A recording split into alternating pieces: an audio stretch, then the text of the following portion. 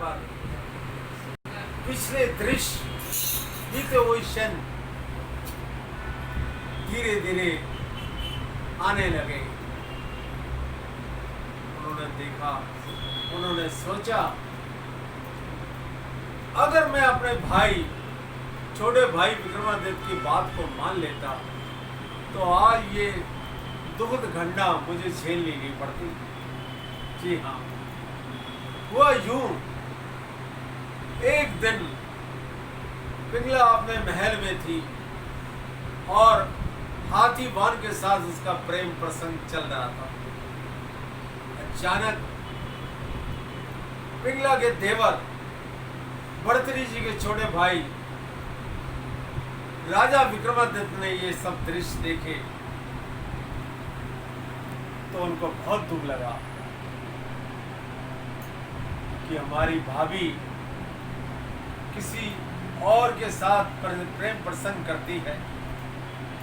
मैं ये बात अपने भाई को जरूर बताऊंगा और पिंगला का असली चेहरा उसके सामने रखूंगा। हाथी बन के जाने के बाद विक्रमादित्य ने अपनी भाभी को बहुत डांटा। तुम्हें शर्म आनी चाहिए, तुम हमारे भाई के साथ बहुत बड़ा विश्वासघात कर रही हो। तब त्रियाचरित को कहते हैं ना, कोई समझ नहीं पाया, भगवान भी नहीं। वो कहने लगी कि तुम क्या बताओगे अपने भाई को? अरे मैं ही उनसे कहूंगी भर्तृहरि से कि तुम्हारा छोटे भाई की मुझ पर नियत खराब है। उसने मुझे छेड़ा अकेला जानकर, मैंने बड़ी मुश्किल से अपनी इज्जत बचाई। ये है दोस्तों त्रियाचरित। जब से ये सृष्टि बनी है, त्रियाचरित्र को इंसान तो क्या भगवान भी नहीं समझ पाया। अब क्या होता है, अगले दिन पिंगला राजा भर्तृहरि अपने पति देव को भड़काती है कि तुम्हारे छोटा भाई विक्रम, उसने मुझे छेड़ा। ये तो शुक्र है मैंने भागकर अपनी इज्जत बचाई। महाराजा भर्तृहरि आग बबूला हो गए कि हमने विक्रम को अपना छोटा भाई नहीं समझा, अपना पुत्र समझा। वो कमीना इतना गद्दार निकला, ये तो हम कल्पना भी नहीं कर सकते। तब उसने हरे दरबार में राजा युवराज विक्रमादित्य की बड़ी बेइज्जती की और उसे कहा, अगर तुम विक्रम हमारे भाई नहीं होते तो हम तुम्हारी जान ले लेते। अच्छा तो ये है, तुम हमारे राज्य को छोड़कर चले जाओ, हमने तुम्हें देश निकाला दे दिया है। बहुत समझाने की कोशिश की विक्रमादित्य ने, लेकिन भर्तृहरि कहाँ मानने वाला था। पिंगला ने उसे अपने प्यार में अंधा कर दिया। बेबस होकर लाख सफाई देनी चाहिए विक्रमादित्य ने, लेकिन भर्तृहरि टस से मस नहीं हुए। उसे उज्जैन से बाहर निकलने का आदेश दिया महाराज ने। विक्रमादित्य वो देश छोड़कर चला गया और भगवान की तरफ देखकर, आकाश की तरफ देखकर उसने कहा, मेरा भाई आज मेरा विश्वास नहीं कर रहा भगवान, लेकिन एक दिन इसको मेरा विश्वास करना होगा।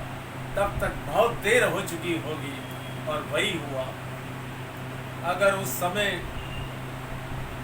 विक्रमादित्य अपने बड़े भाई की बातें मान लेता, भर्तृहरि विक्रमादित्य की बात मान लेता छोटे भाई की, तो ये बुरे दिन उसको देखने को नहीं मिलते, कोई संदेह नहीं इसमें। लेकिन कहते हैं ना, होनी बड़ी बलवान होती है, होनी के सामने किसी की नहीं चलती। विधाता ने ऐसा ही लिख दिया था भर्तृहरि के भाग्य में, और यही होना था और यही हुआ। अब भर्तरी जंगलों की खाक छानता हुआ जा रहा था। रास्ते में देखा एक बहुत बड़ा जोगी वहां शिव का धुना लगाकर बैठा था। अब वो कौन था? आप जानने को उत्सुक हो। वो थे बाबा जलंधरी। जी हाँ, बाबा जलंधरी कौन थे? श्री गुरु दत्तात्रेय जी के शिष्य थे। जिस प्रकार मच्छंदर नाथ जी और बाबा बालकनाथ जी श्री गुरु दत्तात्रेय जी के शिष्य थे। बाबा जलंधरी के यहाँ उन्होंने शिक्षा दीक्षा ग्रहण की कई बरस। और एक दिन वो वहां से चले गए और बाबा जलंधरी को प्रणाम किया और कहने लगे, अब हम जा रहे हैं। हमारा दिल, हमारा मन ये मानता है कि हम जन कल्याण करें। बाबा जलंधरी जी ने उनको आशीर्वाद दिया और उन्होंने उनको प्रणाम किया। वहां से चलकर बाबा भर्तरी कहां पहुंचते हैं? इलाहाबाद। इलाहाबाद में कुंभ का मेला लगा हुआ था। वहां श्री गोरखनाथ जी अपने 365 चेलों के साथ प्रवचन सुना रहे थे जन जन को।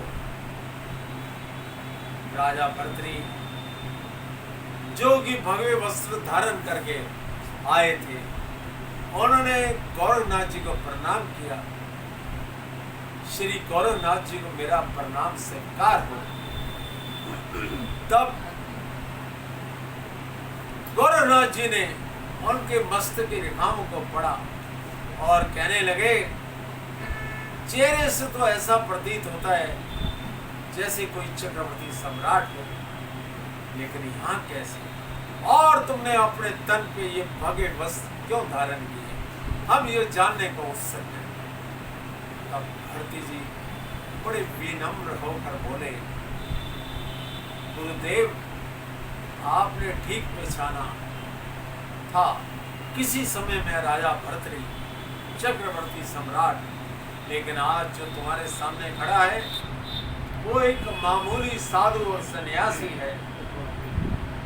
अब बड़े जोर से गोरखनाथ जी हंसे, कहने लगे, भगवे वस्त्र धारण करने से कोई साधु सन्यासी और तपस्वी नहीं बन जाता। और तुमने भोग विलास की जिंदगी जी है। जाओ राजा जाओ, अपने महल को लौट जाओ।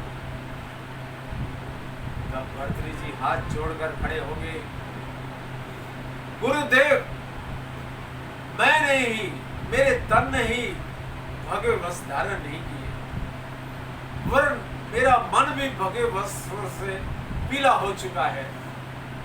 और जिस मार्ग पर मैं यहाँ तक पहुंचा हूँ, उस मार्ग से बहुत ही कठिन है पीछे लौट कर जाना। लेकिन हम ये जानना चाहते हैं, गोरखनाथ बोले, इन भगवे वस्त्रों को धारण करने का कारण?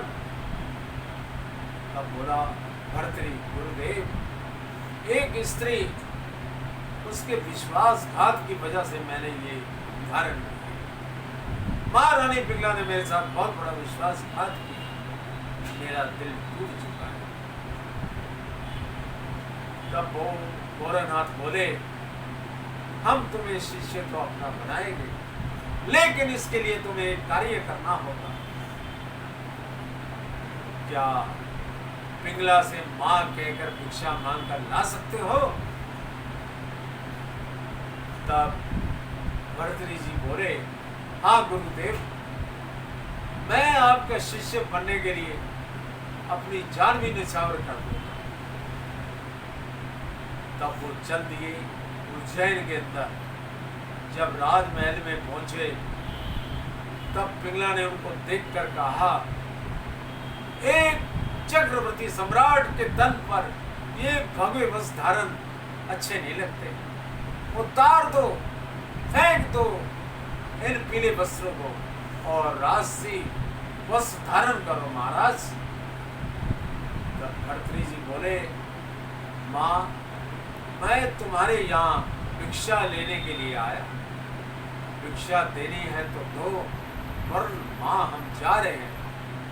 तब पिंगला अंदर गई और वहां से भिक्षा लाकर भर्तृहरि जी की झोली में डाल दी और भर्तृहरि जी वापस चल दिए अपने गुरुदेव के पास भिक्षा लेकर।